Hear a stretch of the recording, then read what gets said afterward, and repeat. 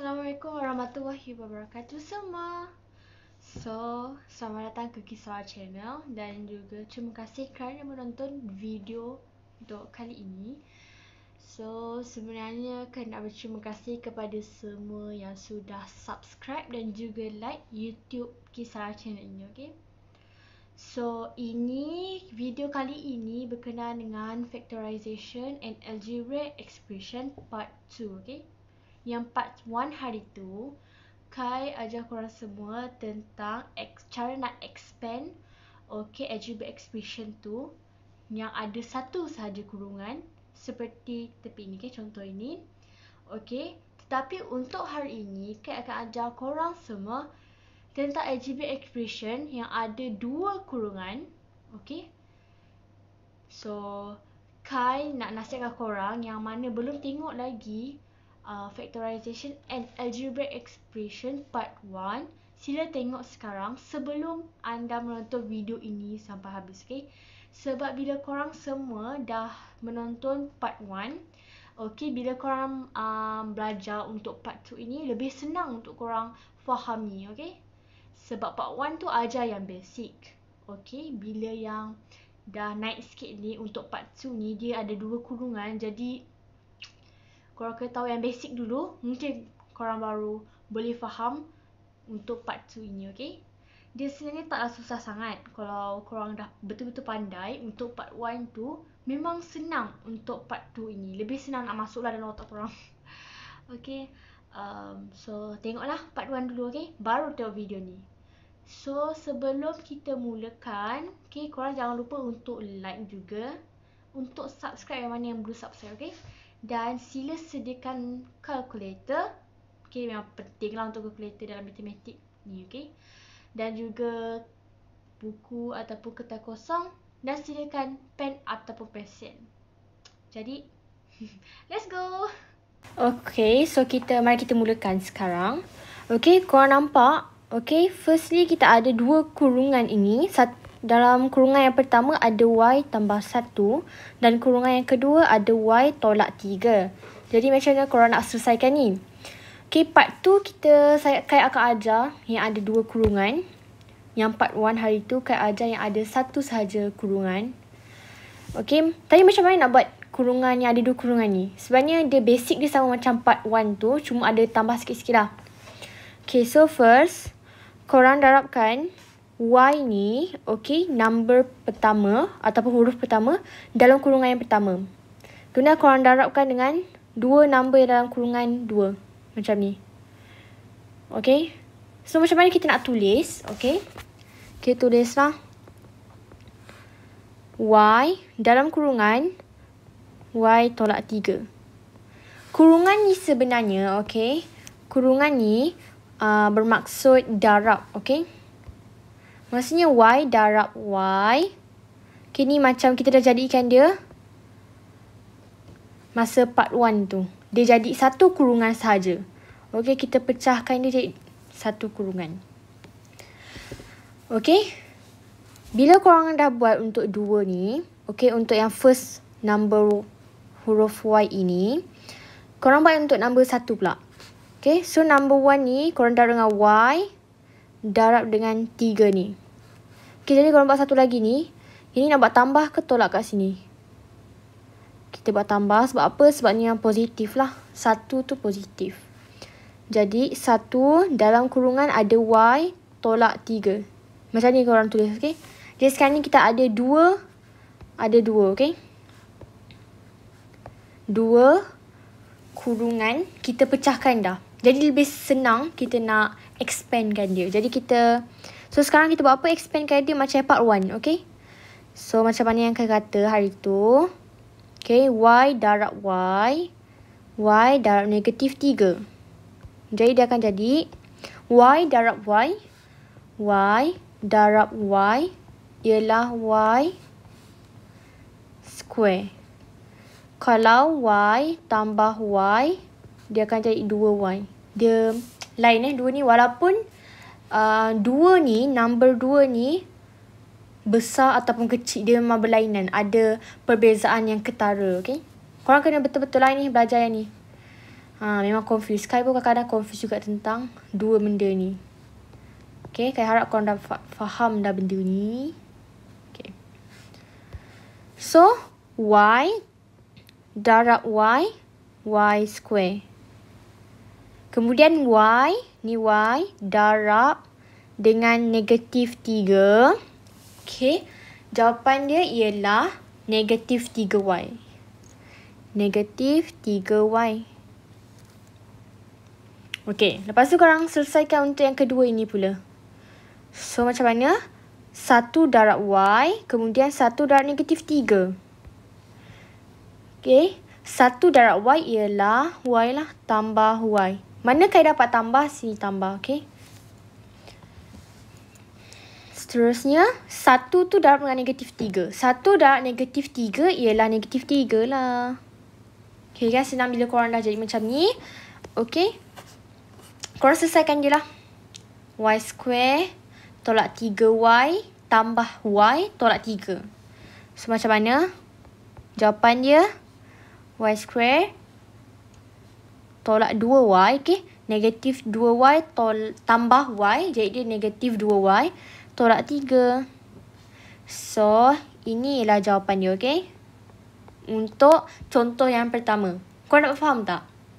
Okay, bila korang dah pandai sikit yang untuk part 1, so korang dah nampak sikit-sikit lah cara-cara dia.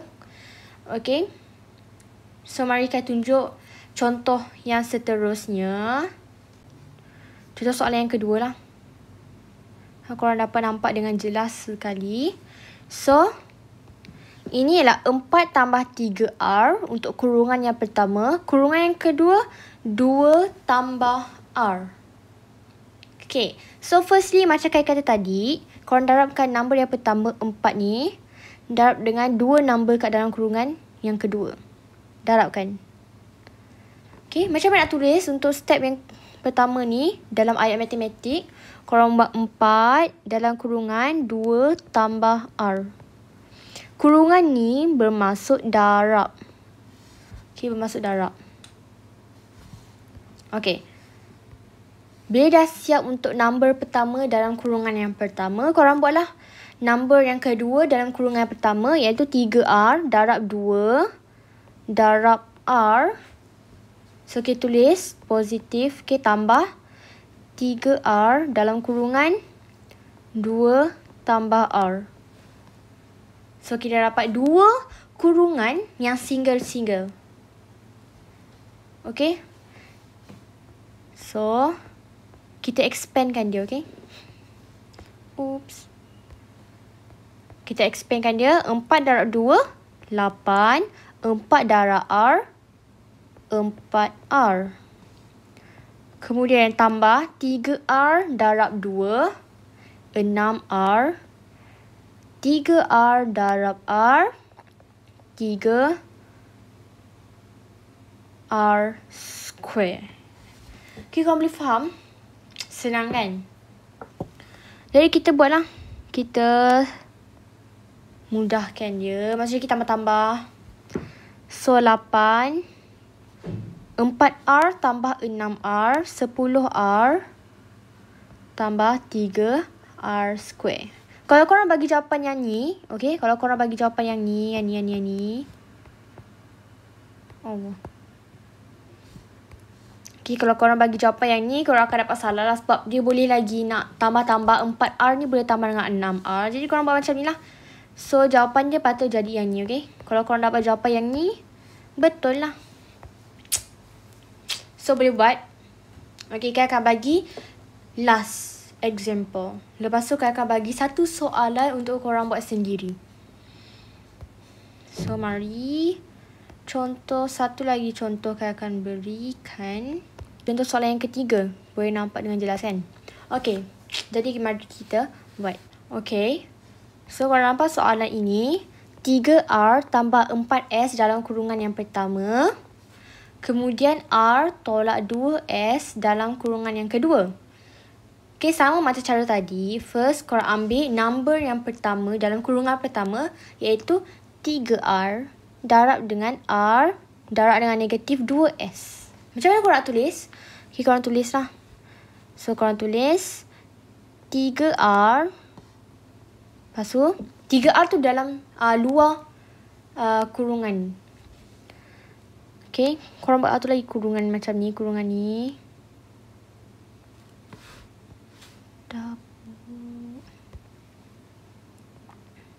R tolak 2S. Lepas tu korang buat juga untuk number yang kedua dalam kurungan yang pertama, iaitu 4S darab dengan R darab dengan 2S. So, tambah 4S. Okay, dalam kurungan R tolak 2S. Okay, dapat? Jadi sekarang korang buat apa? Korang darablah 3R darab R. 3R darab negatif 2S. So, 3R darab dengan R. 3R square. Okay. Lepas tu, 3R darab dengan negatif 2S. Negatif 6RS. Okay, negatif 6RS. Kemudian tambah 4S darab dengan R. Jadi 4RS. 4RS or 4SR. Okay. It is not same. Dia same. Sama ataupun tidak, dia sebenarnya sama. Sama ada RS ataupun SR, dia ialah like term. Dia sama. Jadi kalau korang nak buat S dulu ke, R dulu ke, dia sama. Okay? Dapat? So, 4RS lah kalian buat sebab dia dah sama dengan ni. So, senang lagi lah korang nak faham. Kemudian 4S darab negatif 2S ialah negatif 8S square. Okay? So, kalau boleh buka muka surat 24, buku teks korang ada. Okay, jadi lepas tu korang tu lah. Korang jangan biar macam ni je jawapannya. Kalau korang biar jawapan ni macam ni, korang akan dapat salah lah. Sebab dia boleh lagi tambah. Okay, negatif 6RS ni boleh tambah dengan 4RS lagi. So, jangan tinggalkan jawapan macam ni. So, ni bukan jawapannya. So, jawapan dia apa? Ini jawapannya. 3R square. Negatif 6RS tambah 4RS dan negatif 2RS. Tolak 8S square. So, ini ialah jawapannya. Okay, senang kan? So, saya harap korang dah dapat faham tentang expand dua kurungan macam ni, okay? Kalau korang tak faham, boleh lagi buat banyak lagi latihan. Dan korang boleh komen kat bawah soalan apa yang korang tak faham. Nanti, insyaAllah saya akan buat lagi video berkenaan dengan expand dua algebra expression macam ni, okay? So, itu sahaja untuk video kali ini.